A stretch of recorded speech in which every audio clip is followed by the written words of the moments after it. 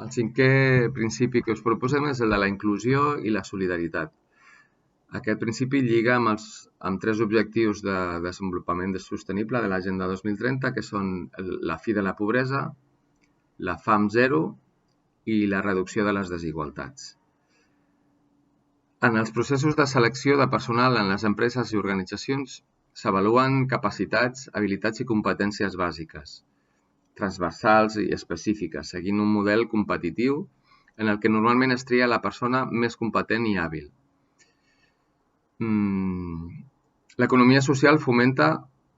la formació i contractació de persones amb diversitat funcional o en situació de vulnerabilitat social, per incloure-les en el mercat laboral, identificant i reconeixent les capacitats que pot aportar l'empresa i l'organització, reconeixent també l'actitud proactiva d'aquestes persones en l'execució del treball.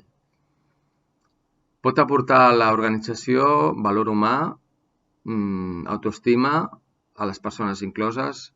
suport per part de l'administració pública i un posicionament social diferencial que rep el reconeixement de l'opinió pública i en processos de contractació pública. En concret, es pot fer,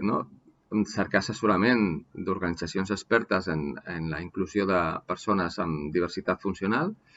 o en situació de vulnerabilitat per identificar tasques no cobertes dintre de l'empresa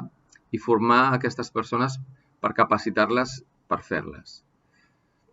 Incloure a la plantilla un 2% de llocs de feina per persones amb aquestes característiques, que es diu obligat compliment, oferir espais de formació i adquisició d'experiència laboral i donar suport a projectes d'inclusió social i laboral del vostre territori o d'on sigui.